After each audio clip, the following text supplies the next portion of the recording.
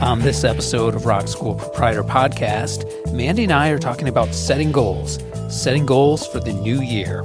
We're also going to give you a template that you can use in your studio, plus a plan to use to achieve those goals in 2025.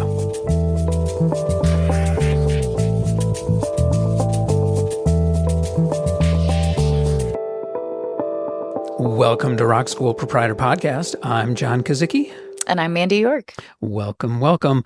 Mandy, we're going to be talking about goal setting for the new year today. I think that's probably where everyone's minds are. Yeah? Oh, yeah. Me too. Okay. So I'll be honest, I didn't always set yearly goals. Is that something that you regularly do every year? Do you set goals? I do now, but no, it wasn't something that I used to do. I mean, when I started out, it was just like, go, go, go, get bigger. Mm-hmm. Get bigger. Right. But how? Yeah. Not a whole lot of planning in it. And truth be told, there have been a couple of years in the past where I didn't sit down and write out my goals. And a lot of what I'm going to talk about, at least from like my perspective, comes from years and years ago when I actually worked closer with Danny Thompson, who we've talked to on the podcast. And he kind of gave me this model for setting goals for the new year. And it totally works. In retrospect, when I looked back at that list that I did when I was working with Danny, I hit all those goals, all of them. Yeah, awesome. Yeah. It's a good practice. There is value in writing it down. So I think in my experience, the times that I haven't written down my goals, I feel like I just kind of go through the motions and like I'm still getting stuff done and there's progress made, but it's not as focused. Mm-hmm. What about you? Yeah, I agree. I mean, almost anything, I have to write it down, it seems these days. But particularly goals, for sure. Writing them down so that you can track your progress. I'm sure we'll get there, but that's a big part of this too. Yes. Mm-hmm. Tracking progress. So I looked up what are there benefits to writing down goals versus just, thinking about your goals. I mean, I knew that there were because I've experienced it, but here's a statistic that I found. People who write down their goals, 42% more likely to achieve them than people who do not. That's like, a real study, Dominican University, 2007. 42% is like, that's pretty big. That's significant. Yeah. So writing down the goals, here's what it does. Provides clarity. So it forces you to articulate what you're trying to achieve or what you're trying to set out to do more clearly. It makes you get specific. It can help you prioritize those steps to achieve the goals. It helps with memory. I mean, I think we all know that, right? I'm writing down lists constantly, and you just said... Yes, absolutely. I got to write it down. You've got to write it down. Or email myself. And there is a difference. Yeah, there is a difference between physically writing something out and just thinking about it. Hey, I've got to do I got to get these 3 things when I go to the store versus writing it out. Mm-hmm. It kind of puts it in long-term memory, I think. Yeah, I don't know if that's different for different people, but writing it out, I'm a visual person. Mm-hmm. Makes a huge difference. Well, and that was the next point. Visual reminder. Seeing those goals helps boost the motivation, right? When you see it, it's a reminder like, oh yeah, that's that thing that I'm working on this year. Let me get back on track. Accountability, very similar. Seeing the goal promotes your sense of, yes, I've got to get this done. I committed to doing it. I want to make it happen. And then visualization, it allows you to kind of, what's the buzzword now? Manifest? Yes. Yeah. Manifest those goals. Yes. Manifest the goals. I'm not going to get into how I feel about the whole manifestation thing, but there is something to visualization, I think. Mm-hmm. So Now, those are just the points that I wrote down based on that study that says, yes, 42% more likely to achieve your goals. Anything that you can think of in terms of advantage when you write down your goals versus just thinking about them? Oh, gosh, I think you pretty clearly laid it out here. I especially like those visual reminders. I've done like a mini whiteboard where you can, whatever kind of visual, learner you are, either make a list and keep it out, or like I said, I've done this whiteboard where it's kind of like a web, just 8.5 by 11 sheet of paper, but keeping that up at your desk or wherever is helpful, where, this goal is in a bigger bubble than this goal is a smaller bubble. And get creative with it. Like take your time, put some time and thought into this that, so that it will stick with you and help you through the next year. I will. Yeah. I'll typically put my goals on my bulletin board that hangs above my computer screen at my desk. Again, that's that visual reminder. I've worked with mentors who have taken this and suggested to make it years long. What is your 1 year goal? What is your 5 year goal? What is your 10-year goal? Vision boards are like another popular thing. And that's, so there's tons of ways I think that you can do this. I don't know if there's necessarily any one way that's better than the other, but it's whatever sort of works for you individually. But I do think that writing it out and getting clear about it is really important. I do too. Yeah, for sure. So I've got a little plan. And again, this kind of goes back to the advice that I got from Danny, but for studio owners or for instructors, a way to set up an annual goal or your annual goals for your studio. And it's broken down into 4 segments. Segment number 1 is to create a student number or a revenue goal. Do you do student number or like revenue or sales goals? Yeah, I do. Because I'm like semester oriented. Yeah. I kind of evaluate this from semester to semester, quarter to quarter, and project. Like I kind of have my push goal, and then I have kind of a range, right? Yeah. Here's my push goal is this X number of students, right? But I need to at least get this number. Yeah. So I do that quarterly. Yeah, and I don't think it necessarily has to be like, oh, I need. And there's a lot of ways you could do this. You can say like, oh, I want to. I don't know, 5% increase in students, or like maybe monthly, let's push for like 2 new students per month, or I don't know, whatever works. One of them that I've always focused on for my studio is I look at percentage of my students who are in groups or our band program. That's always a big one. Because we do both the bands and private lessons, it's always been important for me because I think it's like what we're all about, to have a solid percentage of those students in our band program. And the first time I set that percentage, it was like, all right, I want to get up to 50%. And it was cool, when you hit that goal and you're like, that's awesome. I tend to shoot more for like 60 at this point, but yeah, so there's a lot of different ways I think you can approach the student or the revenue goal.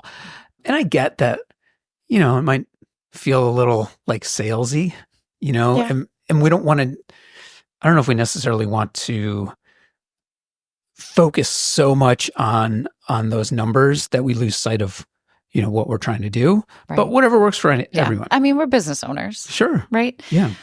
And the way I approach it too is I kind of look, okay, what did I do this first quarter last year?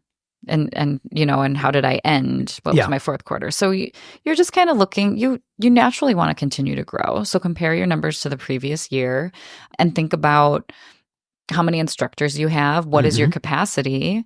So Yeah, it's a good number to look at.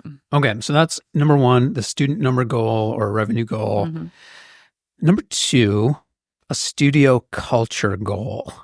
This is a tougher one. I think it kind of forces you to sort of stretch your thinking a little bit. Mm-hmm.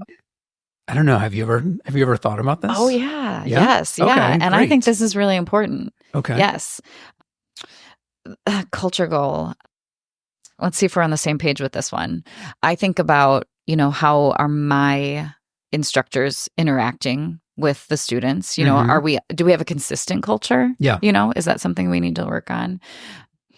I think of this as like connections though too. Okay. I have these goals of like trying to connect with families a little more, like kind of personal touches and connections. Yeah. Like I'm very, very good at that in the moment in person, but our studios are busy and people are in and out, and I like to kind of have some touches like a card, an email. Yeah. Things like that can go a long way, and just encourage re-enrollment, encourage a student, if a student gets something like that, that's really encouraging and motivating for them.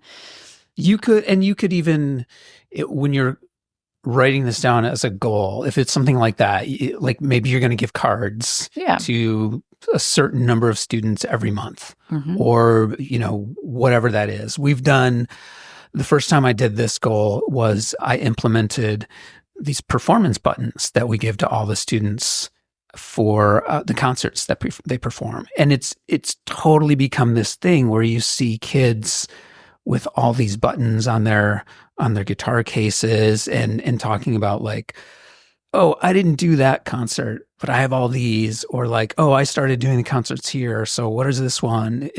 So that little thing, that little button gets the kids talking. Actually, this might be one of mine for this year. I used to do a lot of staff hangouts, right? Where we just set a date and we'd go out to dinner or see one of the other instructors perform. So maybe I'll put that on my list for this year, because we haven't done it as much. So I think there's a lot of things you can do to promote that studio culture, whether that's amongst your staff and instructors or with your students and families. You could plan like little events that are not related to like performances. It could be, literally anything. Okay, so number 1, student number goal. Number 2, studio culture goal. Number 3, a giving back goal. Now, I know you do a lot of this. Yes. You were just doing this last night. Yes, yeah. I do enjoy being in the community and being involved. And, this is interesting, and this is something I should do this year, because I don't set a goal. And sometimes I take a look at the month or the quarter, and I'm like, oh, wow, I gave a lot this quarter. Yeah. And I think making a plan is something that personally I could do better with. Yeah. Well, and maybe that's something to like help keep you in check. Yeah. Right? Because and I think as studio owners, as instructors, we don't like to say no when we're asked. Totally. Hey, can you come do this thing? Or hey, can you donate to our school auction? Or can you come do this? It's hard to say no. If you have a plan, if you have your charities that you work with, or if you have a plan for the year, it's a little bit easier to say, I wish I could do this, but these are the initiatives that we take. These are the things that we do. These are our community and charitable causes that we were supporting this year. Yeah. Maybe next year. It makes it a little bit easier to say that. Yes. When you get asked. Yeah. And working with different organizations, small businesses, some always say no, some always say yes. And then one really great answer that I've received is, we've met our quota for the quarter. Yeah. Come back next quarter. That's good advice. That's something I need to set a goal for this year. Yeah. Okay. That's number 3, a giving back goal. Number 4, a personal goal. this is a Unlimited. right. There's so many. So many personal goals. I always view the personal goal as something that's going to allow me to find more balance between my studio life and my work life and my home life. Mm-hmm. One year it was to cut back on teaching to like a certain number of days or a certain number of students. Another year it was to not work on Fridays, so Yeah. I think it varies. Have you done a personal goal? Do you do a Yeah. personal goal when you plan? Yeah, the balance thing is something that I have to revisit, and I think that's important. That's a good place to spend some time thinking as we're closing out the year. How are you going to reset your balance for next year? So for sure. And then I think about kind of professional development too. Oh, yeah, good one. What we're human, I feel like, I used to be really good at that. Mhm. And I've gotten lazy about it. Yeah. Right. So kind of resetting, taking a look at your own teaching or whatever it is, and Yeah. some professional development. That's always very rejuvenating for me. Sometimes we don't prioritize it. Like Right. I don't have time to go to a workshop. I'm too busy. Yeah. But man, like put in the time, put in some money, Mm-hmm. do it for yourself and whether it's for your teaching or for you as manager and employer. Yeah. Yeah. The personal goals are endless. Yeah. like you said. Yeah. So we all have Yes. them. And I think that's a good place to reiterate the importance of writing it down. Mm-hmm. Because it's super, super easy to put our own needs and our own goals and our own like well-being aside because we've got all these other responsibilities. And I think that's how people end up bailing out on their New Year's resolutions by February. Yes. Like, okay, we all see that too in our studio. Well, maybe you don't with Music Together as much because the families are committing to semesters, but I would guess that most studios see that bump in the new year of new students, and then by March they see the drop. Yeah. Right? It's those students who are like, "Yeah, I'm going to learn guitar this year, or I'm going to learn piano this year," and then by March they're done. Yeah. Right? Same with gyms. Yes. So again, all the more reason to write those goals down so you have that visual reminder. Now, do we get into how to goal plan? Because it's one thing. Well, maybe we'll do a truncated version. It's one thing to set the goals. Yes. This is what I want to do. I want to do this. I want to do that. And again, just like those New Year's resolutions, it's a lot harder to put that into practice. Oh, yeah. So goal planning. Teach us. Okay. Well, I gave right before we started talking, I gave you the sheet that I've used this with my own kids. So this is like, that. This is, if it works for kids, it can work for us. Mm-hmm. I think maybe I'll make this available on the website too as a download. It's real simple. So there's 4 things, there's 4 questions or 4 segments. Number 1, what is the goal? So you write down what the goal is. Number 2, what is the deadline to achieve the goal? So give yourself a deadline. And if we're talking about these annual goals, these big like year-long goals, well, then it might be this thing that, you're constantly plugging away at, but that gives you an endpoint to shoot for. What resources do you have and what resources do you need? So you write all that stuff down. Then once you write that out, you start writing your plan to achieve the goal. Number 1, you want to, like, I think it's important to put a date to it. So you write down, what is today's date? Where are you starting? Number 2, write down your goal, right? You write down your goal. We've already done that, but there's this little visual timeline thing that is on this sheet. Write the deadline from number 2. So it's like that goes right next to your goal. And then you start putting little checkpoints on this timeline for when you're going to hit that first step. Like, what is the first thing that you have to do to take a step to make this goal? Right. So you're putting a big timeline on it. Like, when do you want to achieve the goal? But then you're breaking it down into little steps. What is the first step that I need to do to achieve this goal? Because it's probably going to be multiple steps. And you give yourself a deadline for that, right? Like, I used this for my daughter for when she wanted to start babysitting. Mm-hmm.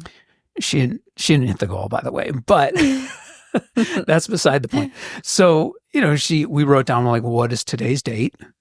What's the goal? She wanted to get, like, I think 2 babysitting jobs by a certain amount of time. And I said, like, all right, well, what do you have at your disposal? What are your resources? What do you need? And she needed to come up with some flyers. So I said, all right, well, when are you going to create the flyers? So she gave herself a mini deadline of when she's going to create the flyers. All right, then when are you going to distribute the flyers? Who are you going to distribute the flyers to? She wrote another deadline for that. And, then you have this kind of little map. Okay, by this date, I'm going to do this. By the next date, I'm going to do this. You can adjust it, obviously, but you got to have the plan, or else the goal just doesn't happen. Yeah. So. Yeah, I love this. Putting all the work in right up front and then just following the steps. Right. Like you said, you're going to have to adjust. Things happen, but. Oh, totally. Having that here to start you off is already putting you like 2 steps ahead. And we all know this. We all know, okay, you have this big goal. You have to break it down into like smaller steps and like little deadlines. We all know it. But if, again, we're just thinking about it, it's real easy to forget and then be like, oh, I missed the deadline. I forgot about that. Mm-hmm. Right. But like, you write it down, keeps you accountable, keeps you focused. I don't know what. Yeah.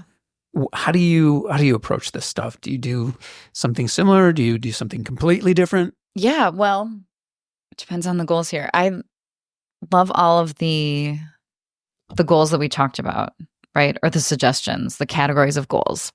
So it can be overwhelming to me thinking about all the things that I want to do and all the goals that I have, but writing them all down and then prioritizing them. Yes. Right? Mm-hmm. So I think that's an important step for me. And they're going to be all different kinds of goals. So like your timeline would be great for a number of goals you'll have for the new year and to plot out your points. I love that. And then I'm a really big fan of James Clear, Atomic Habits. Atomic Habits, yeah. Love that. And I've had success kind of using his mindset that he has in my personal life. So for example, like the connections goal that I have, trying to just connect a little more with families. I could set a number of touches. I say touches like a voicemail, a card, an email, whatever it might be. Birthday cards, you could do that's another thing. Kind of like your buttons. Those just really having a positive effect on the kids. I could set my goal of like a certain number a week, right? I'm going to do 5 of these a week, something like that.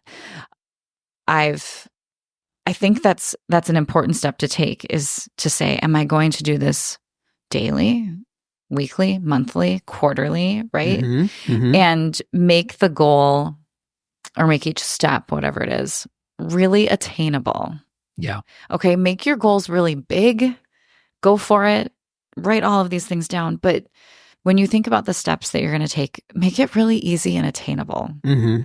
Depending on what it is, right? All of these goals have different steps in them. But for me, if I get to Friday and I'm toast. Yeah. Oh, okay. I'm going to sit here and I'm not going to knock out 5 of these. Right. Or you know what? Maybe it's just going to be 3 this week. I don't know. But at least doing something. Yeah. Right. And I like to mark my accomplishments too. So maybe you have, I have different like notebooks and tools where I'll be able to cross this off my weekly list. Yeah. James Clear has a really cool planner actually that I have and I love. It's not a traditional planner, and you can keep your goals. You can list your goals in the back, one line, and then it has like check marks for each month or week. Yeah, there's something satisfying about checking it off the list. Yep. Done. Yep. Did it.